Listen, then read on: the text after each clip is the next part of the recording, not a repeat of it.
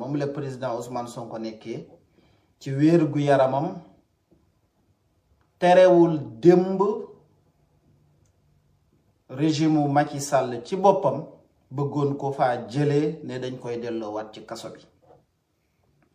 ma répété waat ko, information principale bi mooy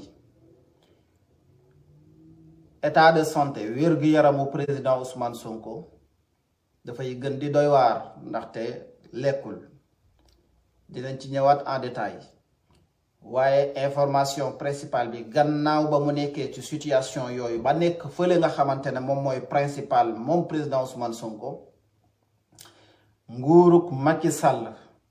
ak ñamu àndal ñépp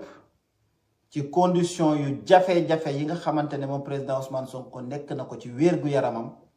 moom Macky Sall ak ay ñoñom dañoo ne woon dañ koy delloowaat démb ci kaso bi.